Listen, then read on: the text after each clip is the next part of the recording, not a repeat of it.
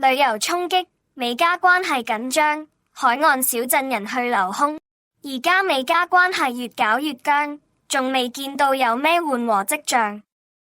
根據兩位政府消息人士講，加拿大新任總理馬克·卡尼準備請求解散國會，並計劃喺4月28日舉行聯邦大選。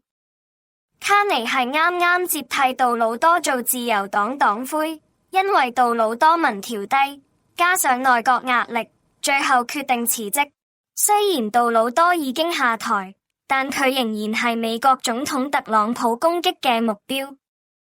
特朗普公開用揶揄口吻叫杜魯多總督，仲話加拿大係最難搞嘅國家之一。杜魯多對此就講咗一句好重嘅說話：加拿大人好受傷，好嬲，仲話唔少人選擇唔去美國旅遊，唔去佛羅里達，唔去緬因州。緬因州老果園海灘呢啲好依賴加拿大遊客嘅地方，當地商戶直頭話加拿大旅客人數直線下滑。譬如話邊境附近嘅觀景旅館老闆史特林摩斯 Sterling Morse 就透露，大約有90%常客，主要係法裔加拿大家庭，已經取消咗預訂。佢話有啲家庭連續幾十年都喺固定時間入住同一間房。摩斯講，取消潮係由特朗普上任開始，之後隨住局勢惡化而加劇。好多老顧客都打電話俾佢，話對美國總統嘅說話同政策感到失望，尤其係嗰啲關稅威脅，甚至提議重劃邊界，搞到人心惶惶。對摩斯呢啲靠季節性生意為生嘅旅館老闆嚟講，呢種損失好致命。夏天幾個月就係全年生意嘅關鍵。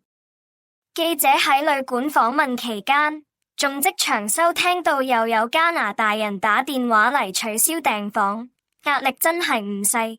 根據當地商會數字，加拿大遊客帶嚟嘅收入佔咗好多商家全年營收嘅30%至40%。雖然有啲度假村，例如亞魯埃特海灘度假村，暫時仲未見到大量取消，但佢哋都表示收到好多加拿大客嘅不滿聲音。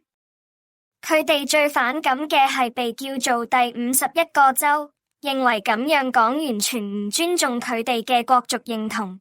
商戶們雖然希望呢個局面有機會轉好，但都唔敢太樂觀。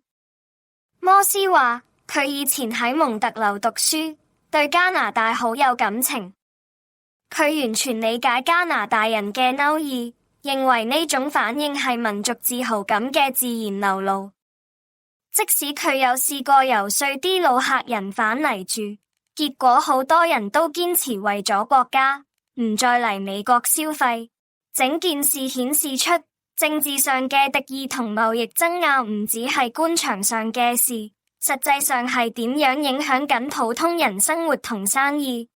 TWN Trade War News 貿易戰新聞一直致力為觀眾帶嚟最即時、可靠同有深度嘅全球貿易報道。喺依家呢個由經濟力量主導世界局勢嘅年代，了解貿易協議、關稅、制裁同談判背後嘅背景，比任何時候都重要。TWN 用淺白又有分析力嘅方式，幫助企業老闆、分析師甚至普通觀眾了解全球貿易走勢。無論係貿易戰升溫，定係國際合作出現新進展， TWN 都會幫你拆解點解重要。如果你鍾意我哋嘅內容，記得訂閱頻道，按個 like， 仲有分享俾你朋友，一齊睇清世界點變，一齊準備好應對未來。